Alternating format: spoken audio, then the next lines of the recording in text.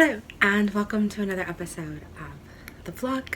For those of you who don't know me, my name is Yanninia Marie, and this year I turned 29, and I decided to do something big.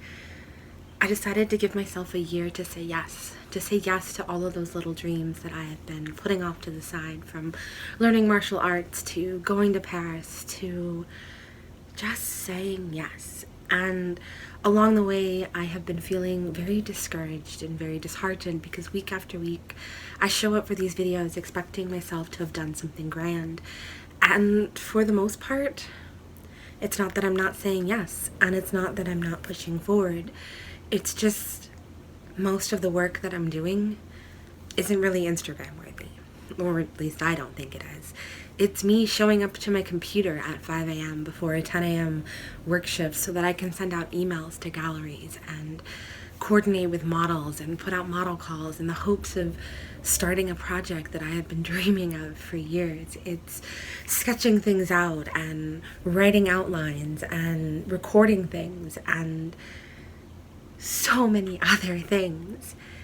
And for the last several weeks, I've been feeling like this project is failing and I need to do something radical, something major to change, because otherwise another 11 months is going to go by and I'm not going to have anything to show for it. But then someone really special reminded me that I am doing a lot. I've gone from working full-time to working part-time to not shooting to producing over 17 shoots in January that I just now finally finished editing because COVID happened, and don't ask me why, but it took 3 months for my computer to arrive and I was forced to try and edit all of this new work that I have been accumulating for years on a 12-year-old laptop that doesn't even handle Discord properly, let alone Facebook Messenger. And not only am I doing that, but I'm contacting models, I'm sending emails, I'm getting up at 5 a.m. to meet with my friends who are artists, and we're having these work times, and we're having these weekly meetings for accountability, and I'm recording a podcast, I started a YouTube channel, I started a newsletter, and I am doing all of these things because I wanted to say yes. I wanted to stop telling myself I couldn't, and that it just wasn't the right time. I needed to save up enough so that I could afford to not work and devote all of my attention on my art business, which is something that I am planning on doing soon. But as of right now, I wanted to prove to myself that I could do both. I could create all this content and work a part-time job, work 20 to 30 hours somewhere else. You know, one of the biggest things that has always held me back is time and money. Ever since I was in college, I always found myself choosing between the project that I wanted to do and the project that met the deadline, was timely and cost-effective. Oftentimes it wasn't even close to the project I wanted to do, but I made that decision over doing the project that I want. And one of the hardest things about this Year in a Day project for me is I don't want to keep doing that to you guys. I don't want to keep saying yes to the immediate project when I know it could be so much more, and I want it to be so much more. But that means showing up with, hey guys, I'm still working and I know you haven't seen me make any progress, but I promise I'm doing stuff behind the scenes that you guys can't see, but stuff is happening, just not yet. And I feel so defeated because I want to be making these huge, big changes. And I keep reminding myself that change takes time. And this isn't something that's going to happen overnight. And a lot of the things that I'm doing is just me showing up and doing the work. You know, I think so often we look at social media and we look at Facebook and we see all of these highlights, you know, this girl standing under the Eiffel Tower, this girl holding up her black belt or holding up her book, or talking about the fact that she was just in a movie, or insert really cool thing that she just did. And I think it's so easy for us to discount the work and discount all of the long hours that went into making that movie or making that book. It's not glamorous. It's not pretty getting up every day at 5 a.m. and writing a book. It's not glamorous or pretty getting up every day and sending emails. It doesn't make the Instagram story. And I think that in lies my problem. I started this project for me as a challenge to myself to see what it is I'm truly capable of, where my strengths are, where my weaknesses are, and what are some of the things that I've been saying no that really are yeses. And I feel so lucky to be going through this because it's really helped me clarify a lot of things. You know, I have been telling myself for years and years and years that I wanted to travel.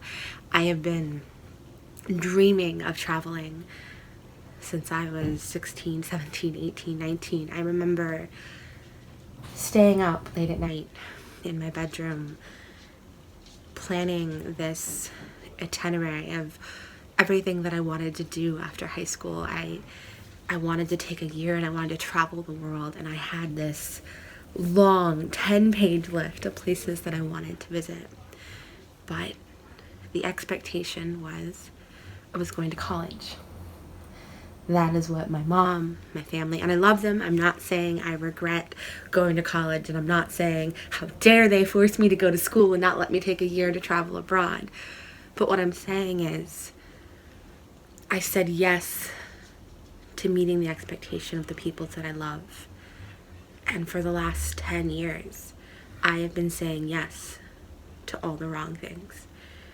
I didn't go to Scotland the first time I had the opportunity to because, well, fun fact, I had just broken up with my boyfriend at the time and I thought I was pregnant.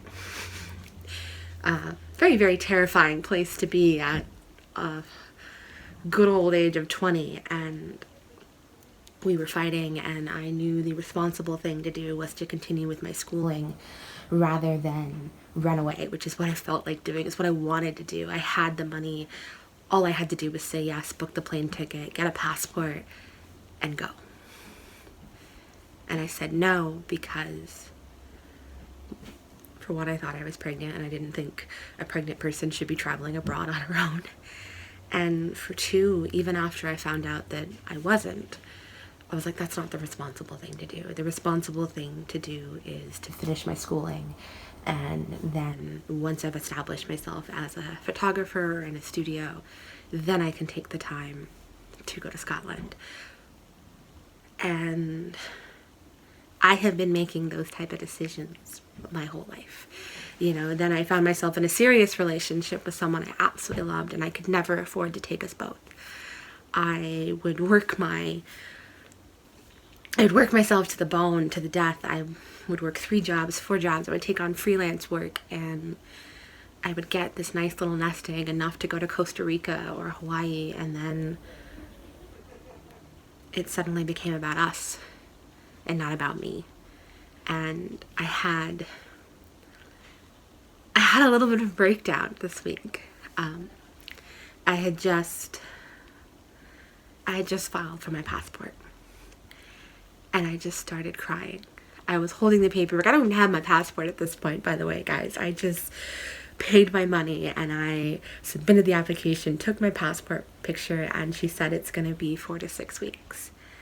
And I just sat in my car and I started crying because it was not until that moment that I knew how much this trip meant to me, how much saying yes to Paris means to me. You know, at first I thought, oh, it's something I've always wanted to do, and it's a really fun idea. I mean, it's Paris. And in that moment, it just suddenly hit me how much I have been dreaming of traveling abroad, and it no longer mattered to me about Paris. You know, I found myself sitting in the car wondering, well, what if I decide not to come back? What if I just decide to take that trip, the trip that I always wanted to when I was 19? And I might. I'm not going to say I won't. You know, this is the year of yes, and if I find myself at that crossroads, I will tell you. But when I'm really thinking about that, and I'm thinking about that breakdown, it kind of reminded me of why I'm doing this. And I'm not doing this to say, oh my God, look at all these cool things I'm doing. I mean, don't get me wrong, everyone likes to brag a little, but that isn't why I started this. I started this because I wanted to have those moments. I wanted to see what was truly important to me. How much of the no's I was saying over and over again were actually saying no to who I am and what's going to make me happy in the long run, rather than saying yes to my heart and to my soul and to my passion. And with that in mind, I want to start over. And I hope you're down for it. I want to start over. I want to walk back into this challenge with a different mindset. And every week I'm not going to have something fun to show you, but I'm going to have something to show you. And some weeks it's going to be me sitting here in front of this curtain wall talking to you. But some weeks it's going to be me showing you about my week, showing you what I'm actually doing behind the scenes, whether it's Instagram worthy or not. I made a decision this week that I don't want to keep showing up for these videos empty-handed. And what I mean by that is I keep expecting myself to have some grand story to tell you. And I think, at least for me, for this part of this journey, this year and a day project, the story is the work. It's me saying yes to doing the work. It's saying yes to me getting up at 5 a.m. and carving out the time to chase my dreams, and not in a glamorous way, not in a flashy Instagram way, but in a real world. This is what you do. If you want to say yes to being a full-time artist, there are things that you have to do that aren't pretty. They're not Instagram worthy. In fact, they're quite boring, to be honest. You know, sitting at my computer in my bedroom with my dog, hanging out while I drink a cup of coffee and send who knows how many emails isn't pretty. It's not something you think to share on Instagram. There's no way to glam it up and make it fun. It's email. Email's not fun. But there are so many other things that I'm doing that are like email. They're things that I'm doing that I don't feel I can share with you because they're not Instagram worthy. They're not exciting. But I think I want to change that. I want to show you what's happening, not because it's grand or exciting or interesting, like taking a hot air balloon ride, which we will do this year, but the mundane, everyday stuff, the hard stuff, the journaling, the taking the time to really sit with myself and ask myself, am I on track? Am I saying yes? Am I challenging myself enough? And really talking about that. And I know I'm rambling. I do this an awful lot, and I hope you will bear with me and continue to follow me along on this journey. I cannot wait to share with you all of that fun stuff that has to happen. There are so many plans currently going on in the mix, and a lot of the plans, unfortunately, they're just not at the pretty stage yet. So I thank you guys so much for following along and being part of this journey. As part of this week's video, I'm going to be doing something a little different. I have been trying to do this really writery, poetic style of newsletter, and I think I'm just going to be honest with you guys and try that for a while. And I hope you will join me next week. We're going to try doing something a little different. And by different, I mean hopefully there'll be less of me just talking at you, and I'm going to try filming some of my everyday life, some of the things that I'm doing that I don't really feel are interesting, but I'm going to film them anyways, because that's the name of the game this year. We are saying yes to things that scare us, things that push us out of our comfort level, and we are challenging the beliefs. And right now, one of the beliefs that I think I need to challenge is that you guys are going to find a lot of the stuff I'm doing right now boring. So let's make a video about it, and you tell me if I'm right or I'm wrong. Until next week, guys.